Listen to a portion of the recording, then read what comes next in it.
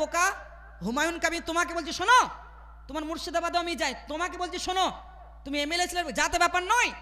মুসলমানদের সঙ্গে এরকম ধোকাদারি, ইবাদতের নাম করে, জিকিরের নাম করে, মসজিদের নাম করে চাঁদা তুলে, কোটি কোটি টাকা চাঁদা তুলে এখন তোমার দাঙ্গাবাজি হচ্ছে, ধোকাবাজি হচ্ছে। এগুলো আল্লাহর ঘর বানাচ্ছি, ইবাদত বানাচ্ছি, টুপি পাঞ্জাবি পরে মৌলভী সাহেবের মতো বসে গেছে স্টেজে। হ্যাঁ, মালদা থেকে কতজন গিয়েছেন, কেন? মানুষের বিশ্বাসঘাতকতা তুমি করছো। আমি এখনো বলছি, সজাগ করে দিচ্ছি, সতর্ক করে দিচ্ছি, মসজিদ বানাচ্ছেন ভালো কাজ। যদি আপনি মসজিদ বানান, আই অ্যাপ্রিসিয়েট ইউ, আপনার সম্মান করবে, কারণ আপনি আল্লাহর ইবাদতের ঘর বানাচ্ছেন। কিন্তু এইটা নিয়ে রাজনীতি করলে তোমার মতো ধোকাবাজ কেউ হবে না। আর মুসলমান কেউ কোনোদিন তোমাকে ক্ষমা করতে পারবে। আল্লাহর ইবাদতের ঘর, সে বাবরির নাম রাখুন আর হুমায়ুন নাম রাখুন আর যাই রাখুন, আমাদের জন্য একটাই কথা যে আল্লাহর ইবাদতের ঘর হচ্ছে, আর এর জন্য আমরা সাপোর্ট করছি, আগামীতেও করব। কিন্তু মসজিদ বানানো থেকে যদি পিছিয়ে যান, কোন মুসলমান কিন্তু আপনাকে ক্ষমা করুন। আরে ভোট দেওয়া তো দূরে থাক, তোমার বাড়ি ঘেরাও করবে। ঠিক, বাবরি মসজিদ হচ্ছে, এ নিয়ে মুসলিম সমাজের কি করা দরকার বিস্তারিত বলেন। বাবরি মসজিদ হচ্ছে, আচ্ছা বাবরি এই নামটার জন্য তো বাবরি হলো। আপনার গ্রামে কি কোনোদিন মসজিদ হয়নি? এটা নিয়ে কেউ কোনোদিন বলেছে? বলেনি। আমার মসজিদে, আমার কলকাতায় 4 তলা মসজিদ হচ্ছে, কয়েক কোটি টাকার বাজেট, কয়েক কোটি টাকার বাজেট। এখন পর্যন্ত প্রায় 1 কোটি টাকার বেশি খরচা হয়ে গেছে, কিন্তু এখনো পর্যন্ত আমার 4 তলা মসজিদের খবরে কেউ আপনি পেয়েছেন? আজ পর্যন্ত পেয়েছেন না। কেন? কারণ আমরা বলি না। দেখুন, মসজিদ আল্লাহর ইবাদতের ঘর, সে যেই বানাক আই অ্যাপ্রিসিয়েট হিম, সম্মান করব, কারণ আল্লাহর ঘর বানাচ্ছে।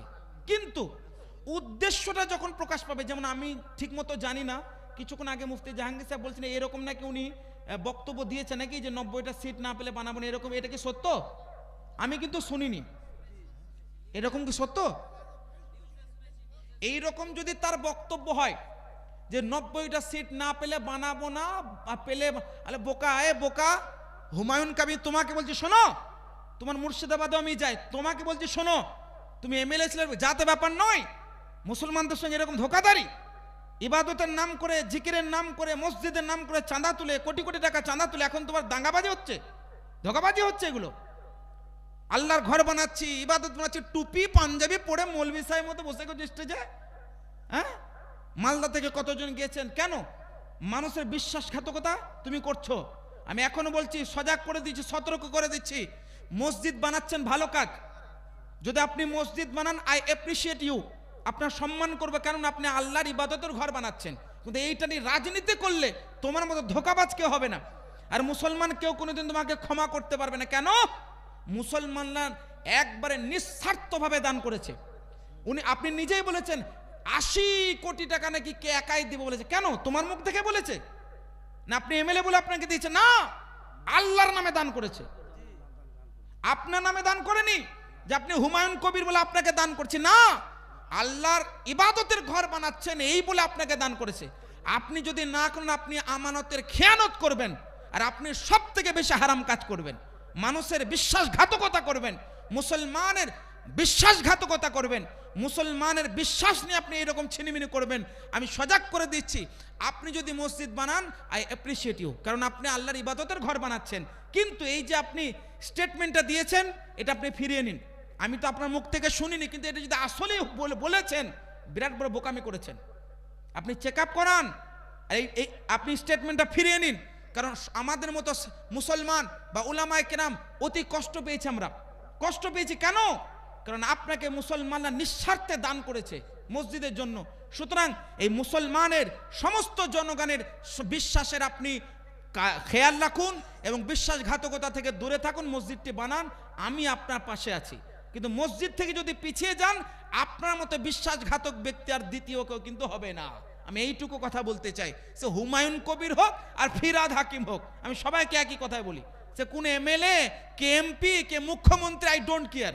আমি একজন আলিমে দিন, আলিম রাব্বানি, যেখানে প্রয়োজন হয় সাধারণ মানুষের পাশে দাঁড়াই। সে কলকাতা হোক, মেটিয়াবুরুজ হোক, যেখানে হোক, একটাই কথা বলতে পারি, সর্বসাধারণ মুসলমানেরা আপনার উপরে ভরসা করে আপনাকে নিঃস্বার্থে দান করেছে। আপনি আমাদের বিশ্বাসের কদর করুন এবং বাবরি মসজিদটা আপনি বানান, আই উইল অ্যাপ্রিসিয়েট ইউ।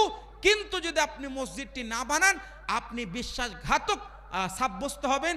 আর ওই কি সিট পাবেন, কত সিট পাবেন, এইগুলো নিয়ে তো আপনি মসজিদে চাঁদা তুলেননি। এইগুলো নিয়ে তো আপনি মসজিদের চাঁদা তুলেননি, হ্যাঁ? না এখন মধুগুলো পিয়ে এখন আপনি দইটাকে ভাতটা ফেলবেন, হ্যাঁ? শত শত কোটি টাকা আপনাকে মুসলমান নিঃস্বার্থভাবে দিয়েছে, আর আপনি এখন দই খেয়ে বাটিটা ফেলে দেবেন, আমাদের বিশ্বাসের সঙ্গে বিশ্বাসঘাতকতা করবেন? এসব চলবে না। বাবরি মসজিদ আল্লাহর ইবাদতের ঘর, সে বাবরির নাম রাখুন আর হুমায়ুন নাম রাখুন আর যাই রাখুন, আমাদের জন্য একটাই কথা যে আল্লাহর ইবাদতের ঘর হচ্ছে, আর এর জন্য আমরা সাপোর্ট করছি, আগামীতেও করব। কিন্তু মসজিদ বানানো থেকে যদি পিছিয়ে যান, কোনো মুসলমান কিন্তু আপনাকে ক্ষমা করুন। আরে ভোট দেওয়া তো দূরে থাক, তোমার বাড়ি ঘেরাও করবে।